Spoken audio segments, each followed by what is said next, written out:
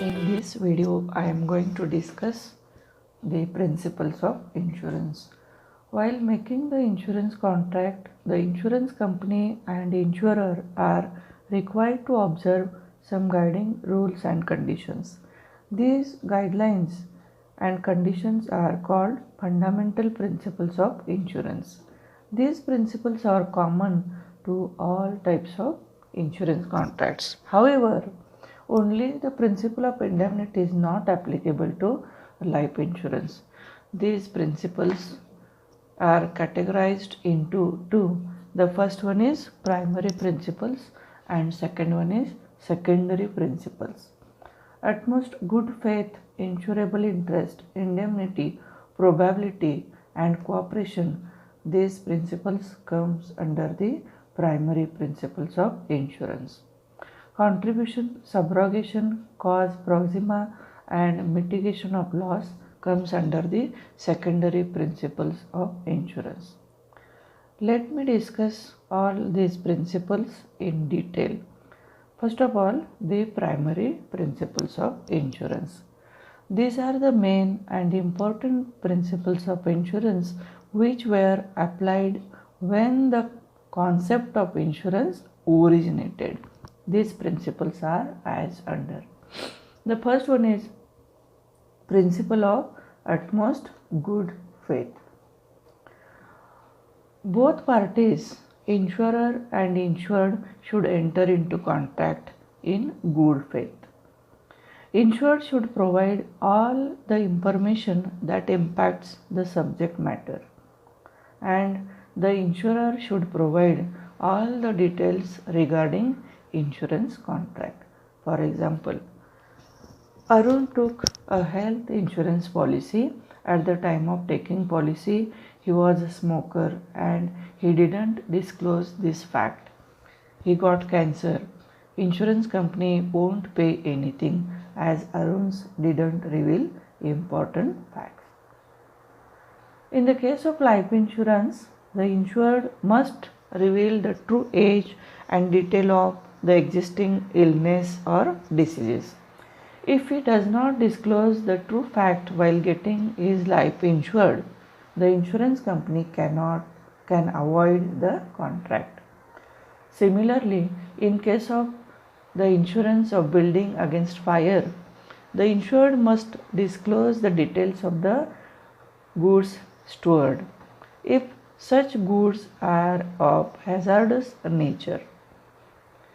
A material fact means important fact which would influence the judgment of the insurer in fixing the premium or deciding whether he should accept the risk or on what terms. All material facts should be disclosed in true and full norm. This is the first principle. The second principle is insurable interest. It means that insured must have the insurable interest on the subject matter.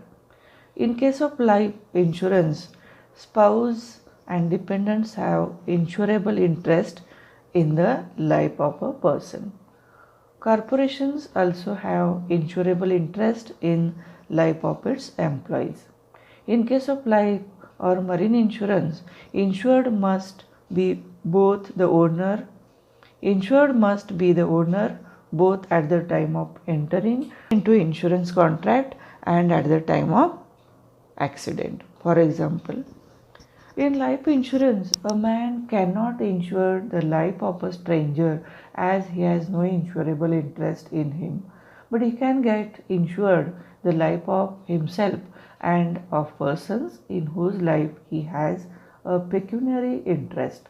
So, in life insurance, interest exists in the following cases: husband in the life of his wife and wife in the life of her husband, parents in the life of a child if there is a pecuniary benefit derived from a life of a child, creditor in life of debtor, employer in the life of an employee, surety in life of a principal debtor.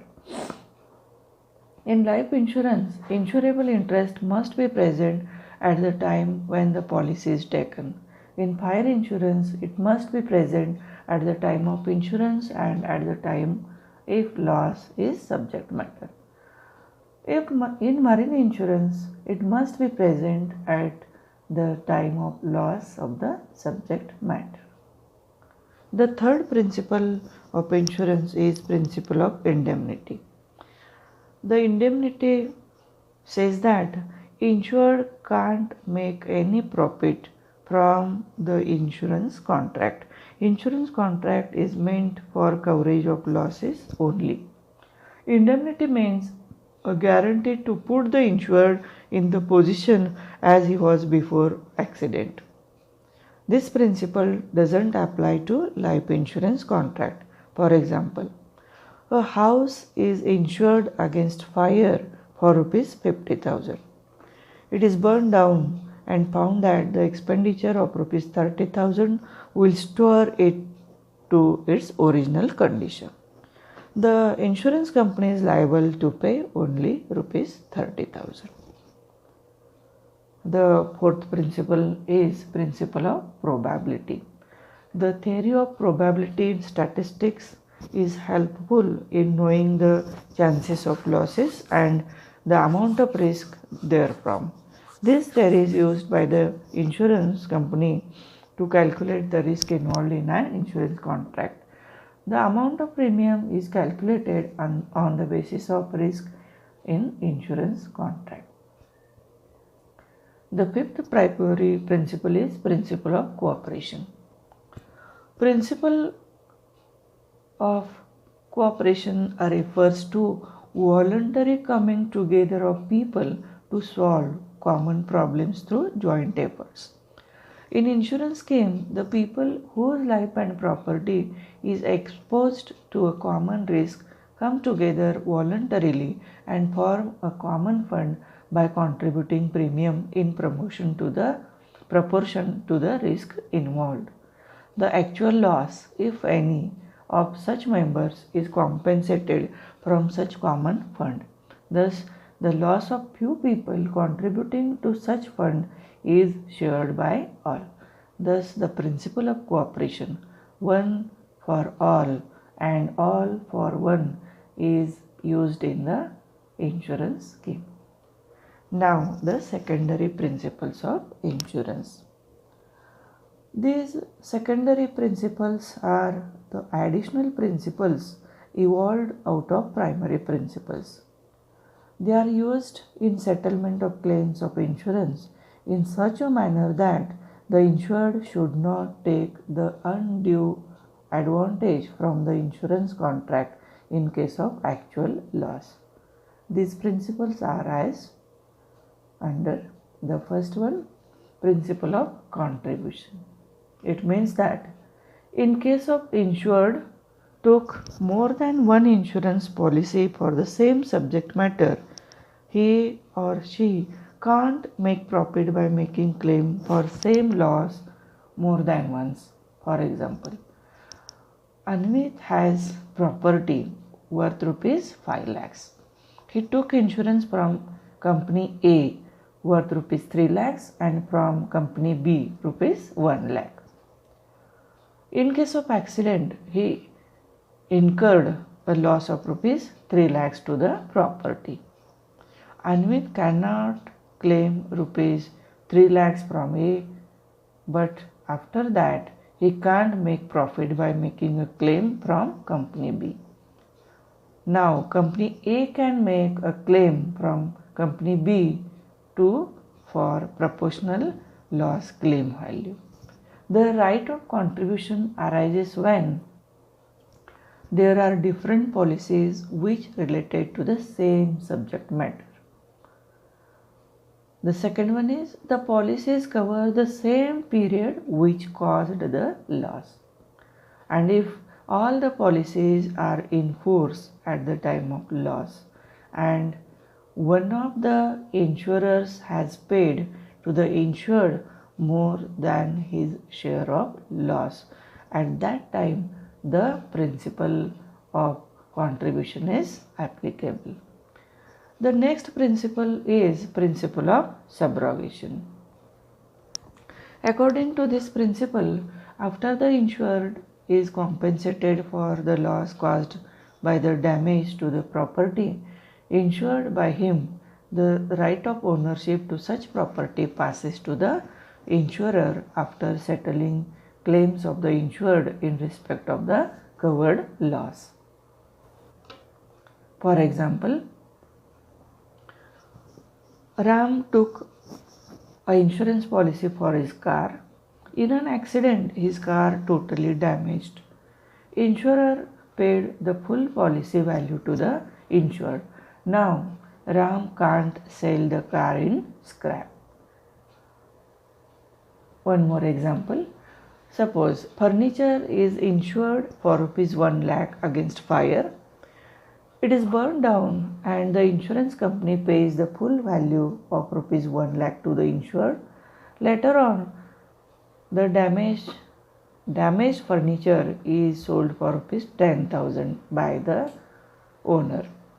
So the insurer is entitled to receive the sum of rupees 10,000 because of the principle of subrogation.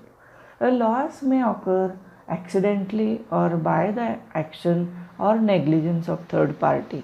If the insured suffer a loss because of action of third party and he is in a position to recover the loss from the insurance company, then insured can't take action against third party. His right is subrogated to the insurance company on settlement of claim. The insurer therefore can recover the claim from the third party. The third secondary principle of insurance is principle of cause proxima. The word cause proxima means nearest cause. If an accident may be caused by more than one cause, the nearest cause of the accident is found out in the insurance while settling the claim. Insurance company pays the claim money only if the nearest cause is insured. This is important. For example, in a marine insurance policy, the goods were insured against damage by seawater. Some rats on the board made a hole in the bottom of the ship, causing seawater to pour into the ship and damage the goods. Here, the proximate cause of loss is seawater, which is covered by the policy, and the hole made by the rats is a remote cause. Therefore, the insured can recover damage from the insurance company. One more example, let me discuss. A ship was insured against loss arising from collision. A collision took place resulting in a few days delay. Because of delay, a cargo of oranges became unsuitable for human consumption. It was held that the insurer was not liable for the loss because the proximate cause of the loss was delay and not the collision of ship. The fourth principle is principle of mitigation of loss. An insured must take all reasonable care to reduce the loss. We must act as if the property was not insured. For example, if a house is insured against fire and there is accidental fire, the owner must take all the reasonable steps to keep the loss minimum. He is supposed to take all steps which a man of ordinary prudence will take under the circumstances to save the insured property. Okay. In this way, we have discussed all the primary and secondary principles of insurance. Thank you.